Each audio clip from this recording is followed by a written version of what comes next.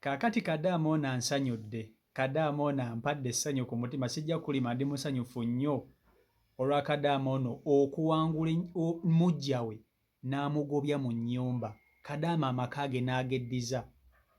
Kadaama ono mumujjukira bulungi nnyo mwenna. Kadaama ono yava ebweru n'akomawo eno e Uganda. Naye bwe yali akomawo e Uganda teyagamba bbaawe nti akomawo. Yagwako bbaawe bugwinga surprise, okusapurayizinga omuntu okukulabira awo. Kati mukazi wattu yali takimanyi nti omwami ennyumba yagiwasirizaamu omukazi omulala. Ye yajja aleese surprise ze, bagenda okutuuka ewaka, omwami yaliyo. Omwami nga bamugamba, munange waliwo ebintu byendeese, eyali avuze Kadaama yamutwala. N'amugamba munange waliwo ebintu byendeese, naye biri mu mmotoka osobola okubikeberamu. Omwami agenda okuggulawo emmotoka ku mukazi we kwe yakuba amaaso Kadaama. Kati omwami engeri gye yali alina omukazi nga yawasa yatyamu. Nagamba naye ate kati olubuno Kadaama ki ekimuleese, oba ono omukazi wange ki ekimukomezzaawo, mulindooza mu mutima. Era bw'otunuulira akatambi nga bw'okalaba awo, omwami alaga yenna yeesise ng'atidde. Kaakati omwami teyasanyuka kulaba ku mukazi we. Kadaama olwava mu mmotoka n'agamba yiine mwami, mazima ddala tosanyuse na kundaba? Onyiize bunyizi wenna wennoosiye busibi feesi? Kiki buzibu ki?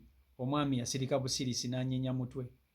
Kadaama n'akwata ebintu bye n'abipakuula mu mmotoka nga bw'omulaba awo, n'amala n'abiteeka wansi. Ono eyabaleeta ye n'avuga emmotoka n'agenda. Omwami ssebo yakwata Kadaama n'amusibira ebweru. Teyamukkiriza na kuyingira mu nnyumba kubanga omwami yali ennyumba yagiwasirizaamu omukazi. Naye njagala ojjukire nti ennyumba eno gonna maanyi ga Kadaama. Kadaama abadde ebweru ng'asindikira omusajja ssente ng'omusajja azimba ennyumba eno. Ennyumba ewedde omwami yagiwasirizaamu omukazi omulala. Kadaama akomye okuva ebweru, omwami amugobaganya. Kadaama nga bamusibira ebweru w'ennyumba. Bamusibidde ebweru w'ennyumba. Omwami aggalawo ennyumba atambula agenda. Kadaama n'atandika okuyombayombawo naye ng'omwami alaga wa kitalo nnyo era teyamuggulira, teyamuwuliriza. Kadaama kyava akwata ekkubo n'agenda n'atandika okusuula ewa maama we era gy'abadde abeera. Kati Kadaama ono abadde awo ng'agamba naye mu butuufu ennyumba eno ntuuyo zange, ennyumba eno maanyi gange.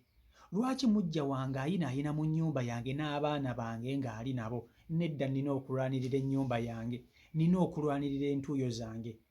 Munnange Kadaama nga tagenda mu mateeka. Kadaama ng'agenda mu mateeka ng'alyoka awaabira omusajja okuwasiriza mu nnyumba ye. Mulowooza mujja wa Kadaama tebaamufobotodde nga n'entaayi si mufungize? Omwami ye baamuleseewo kubanga ye taata w'abaana. Naye omwami ayimba obuyimba buli eri, abalabe bange bagude basaasaane. Bwe buyimba bwaweereza Kadaama. Kagamba omwami abeerawo n'ayimba obuyimba obukoona, abalabe bange bagguse badduke basaasaane. Naye Kadaama agamba oba oyimba buyimba ki, togenda kuddamu, ennyumba yange njeetaaga. Kakati kansooke nkutuuseeko akatambi kano nga Kadaama yaakakomawo, olabe ebyaliwo, nkujjukanye ebyaliwo n'ebyayogerwawo. Then ate bwe mmaliriza nkutuuseeko ekiriwo kati nga Kadaama bagoba mujja we mu nnyumba ng'agenze mu mateeka ng'omusango aguwangudde. Kakati katusooke tulabe akatambi kano, kankasooke tukalabe ebyaliwo nga Kadaama yaakatuuka, then oluvannyuma tulabe ebiriwo kati nga mujja we bamugobye. Akatambi kaako. Yebaleko ssebo. Kale ssebo. Nze ndi mutume.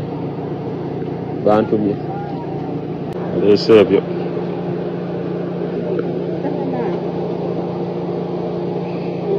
Kadaama nga yaakatuuka ozabula omwami w'awanyiise.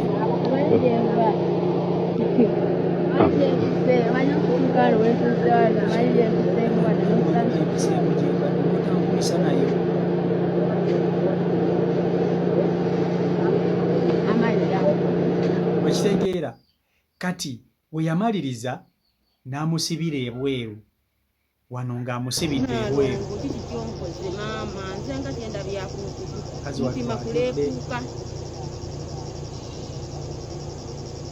kati nze nja kusulawo. Nandabere okuyingiza ebintu.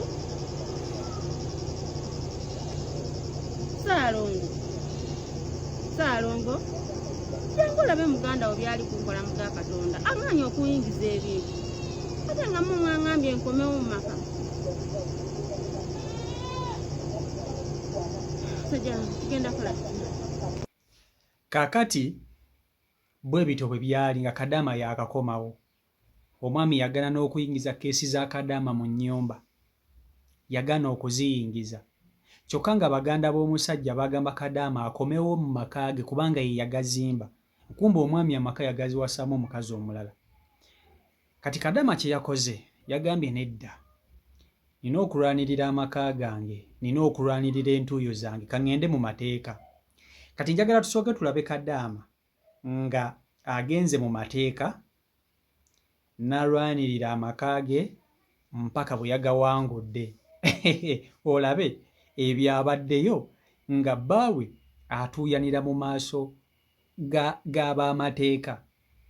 Era munnange Kadaama omusango yaguwangudde kye kirungi, era ennyumba ye kati yagirimu.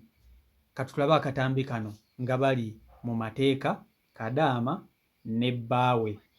Wajja wano eno tandika okuyomba as if like a woman, natandika okweyimbya obuyimba as if is like a woman. Why you behave like that? I'm tired. Penina Mudondo ye yatabuka bwe yasanga ng'ennyumba gye baazimba muzimu ku nsimbi ezamutawanya ku kyeyebuwalabu nga Bafred Kizito awasirizaamu omukazi omulala ali lubuto. Mudondo agamba nti Bakizito ye yamusindika ku kyeyakole balongoose ennyumba bagule ekibanja n'okukola ebintu ebirala ebinaabakulaakulanya, wabula ye n'asalawo okuwasa omukazi omulala. Mudondo kyagamba nti kya bujoozi n'okweyagalira mu ntuuyo ze.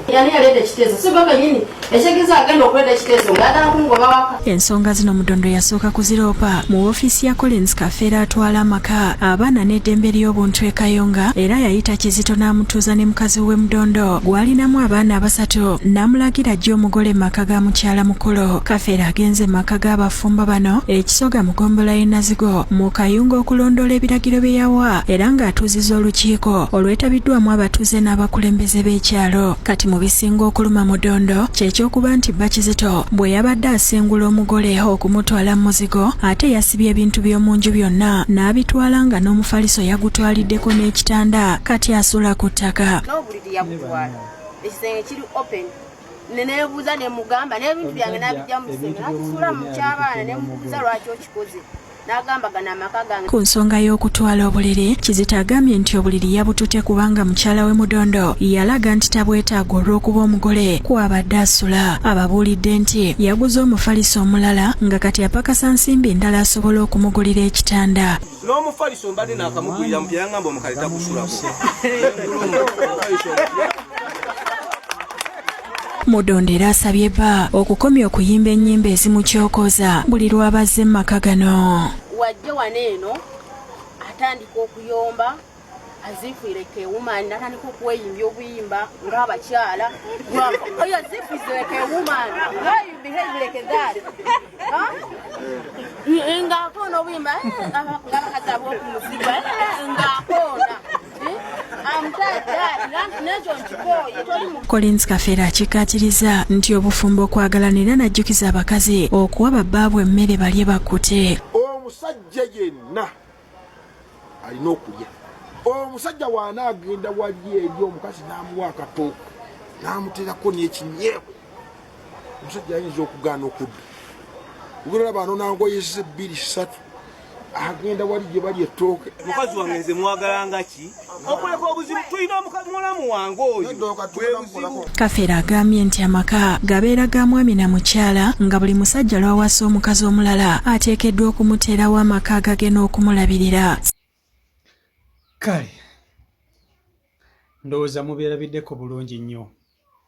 Olutalo Kadaama yaluwangudde era amaka ge ne gamuddizibwa. Wabula omwami ssebo kye yakoze yakutta ebintu by'omu nnyumba byonna n'alyoka abitikka n'abitwala n'abiwerekeza omugole. Ebintu by'omu nnyumba byonna byonna byagenze n'omugole obuliri ebiki byonna byonna omugwe naye kirungi kasakadamu amaka go bagakuddiza ebirala olikola mpolampola ng'omukazi n'obizzaawo ekirwadde ekisinga okuba ekikulu kwe kuba nti omugole ono mujja otatwala nnyumba yo kasita ekirungi wagisigazza tewali kintu kirala kisinga ekyo. CEO Michael Uganda YouTube channel kwoli ndowooza njagala mu komenti nga bukadde amaju mwebale nnyo okuba nti ate mugobera bekumira ku mukutu sako n'okuba nti ate mu followinga subscribe ganda nabakuba nti ate otwegattako so okuba ntambulira ddala wamu mbaagala nnyo mwenna Mukama Katonda abankuumire mubere bulungi mweraba.